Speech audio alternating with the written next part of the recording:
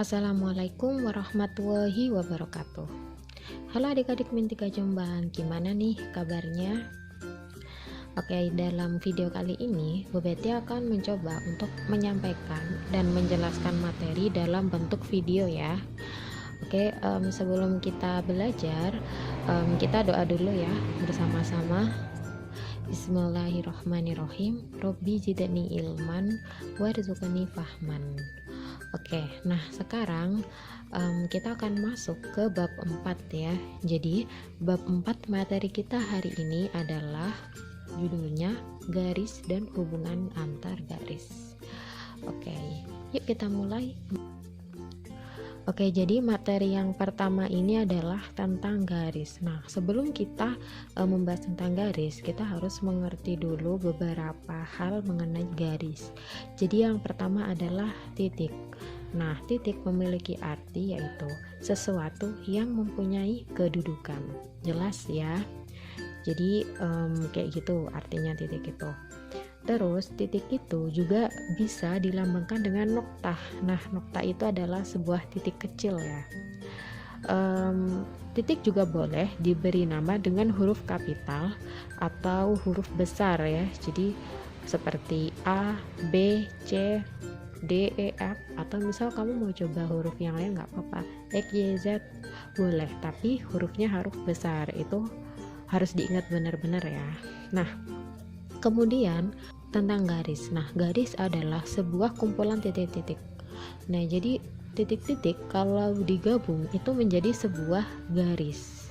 Ya, jadi garis adalah himpunan titik-titik yang anggotanya lebih dari satu titik. Nah, garis itu boleh dilambangkan dengan dua cara ya. Yang pertama, misal ada garis AB. Atau kamu mungkin boleh pakai huruf yang lain, misal PQ, kayak gitu. Jadi ada dua huruf besar di situ. Nah, tapi ada cara yang kedua nih untuk melambangkan garis, yaitu dengan bukan huruf kapital. Jadi pakai huruf kecil, misal huruf A. Misal, jadi kita bisa menamakannya dengan sebuah nama garis A kecil. Nah, kemudian kita akan mempelajari tentang tiga garis. Jadi sebenarnya tiga istilah ini tuh hampir mirip, tapi sebenarnya berbeda. Jadi yang pertama adalah ruas garis. Nah, kemudian yang kedua adalah sinar garis, dan yang ketiga adalah garis lurus. Oke, jelas ya. Yuk kita bahas yang pertama. Jadi yang pertama adalah ruas garis. Apa sih ruas garis itu?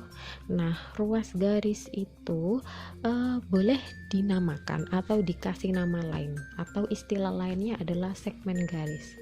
Apa itu ruas garis atau segmen garis? Jadi ruas garis atau segmen garis adalah garis yang dibatasi dua titik di kedua ujungnya. Jadi ada dua titik nih. Kalau dua titik itu ditarik, dia membentuk sebuah garis. Nah, gitu ya, paham ya? Oke, sekarang kita yang kedua, yaitu sinar garis. Sinar garis adalah ruas garis yang salah satu ujungnya dapat diperpanjang tanpa batas. Nah, jadi ini ada garis kan, A, B. Nah, salah satunya itu boleh diperpanjang gitu.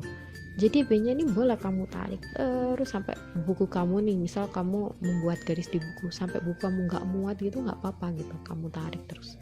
Intinya bisa ditarik salah satu aja, tapi yang satu nggak bisa ditarik kayak gitu. Oke, paham ya? Sekarang kita lanjut ke garis lurus. Apa sih garis lurus? Yaitu ruas garis yang kedua ujungnya dapat diperpanjang tanpa batas. Nah, jadi misal nih aku punya garis A dan B. Oke, nah B ini kamu boleh loh kamu perpanjang, terus boleh A nya juga boleh kamu perpanjang. Nah, kayak gitu ya. Nah, kalau kita lihat nih ruas garis, sinar garis dan garis lurus itu memiliki perbedaan kayak gitu ya. Oke, mungkin sampai sini aku harap kalian paham ya. Sebentar lagi kita akan menuju ke istilah-istilah yang lain. Itu garis horizontal, yaitu garis yang mendatar. Ya udah sih, garisnya cuma gini doang, ini namanya garis horizontal gitu. Kemudian ada juga istilah garis vertikal. yaitu garis yang tegak. Jadi garisnya itu bukan ke kanan ke kiri, tapi ke atas ke bawah, atas bawah. Jadi bisa bedain ya garis horizontal sama vertikal. Kalau horizontal itu dari kanan ke kiri, dan kalau vertikal itu atas ke bawah. Kita akan lanjut ke materi yang selanjutnya, yaitu hubungan antar garis. Jadi hubungan antar garis itu dibagi menjadi 3. Yang pertama yaitu sejajar, dan yang kedua berpotongan, dan yang ketiga adalah garis yang berimpit. Nah, apa sih garis yang sejajar itu? Jadi garis yang sejajar nih, misal Bu Betty punya garis K dan garis L. Nah, kedua garis ini dinamakan garis sejajar. Kenapa? Karena garis ini nggak membentuk titik.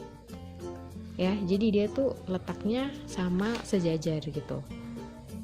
Oke, paham ya? Dengan istilah lain kayak gini ya, misal garis K sama garis L ini Bu Betty perpanjang, panjang banget, K-nya panjang, L-nya juga panjang. Nah, kalau Bu Betty terus perpanjang garis tersebut, nggak akan membentuk titik, nggak ketemu titik apapun. Nah, itulah yang disebut dengan garis sejajar. Oke, sekarang kita lanjut yang kedua, yaitu garis yang berpotongan. Jadi misal nih, Bu Betty punya garis M, ini kan garis M ya. Jadi masih ingat kan tadi garis itu boleh disimbolkan dengan huruf kecil, ya kan? Nah, ini contohnya ada garis M dan ada garis N. Coba deh di dalam garis M dan N terbentuk titik nggak? Kamu lihat terbentuk kan? Nah, di situ ada titik O. Nah, itulah yang disebut dengan garis yang berpotongan. Jadi garis M dan garis N berpotongan di titik O. Nah, kemudian kita akan membahas tentang garis yang ketiga, yaitu garis yang berimpit. Ini ya, Bu Betty punya contoh. Jadi misal nih, ada garis C, ini garis C ya, dan juga garis D, dia tuh berimpit gitu. Berimpit dalam satu tempat ya. Jadi dia nempel lah, kata lainnya tuh nempel. Nah, garis C dan garis D ini dinamakan dengan garis berimpit. Nah, oke adik-adik, itu tadi penjelasan Bu Betty tentang bab 4, yaitu garis dan hubungan garis. Kalau kamu belum paham, kamu bisa baca-baca lagi, karena materi ini tuh sebenarnya nggak terlalu susah ya. Insya Allah dengan membaca kalian akan paham. Oke, sampai di situ Bu Betty akhiri sampai di sini. Wassalamualaikum warahmatullahi wabarakatuh.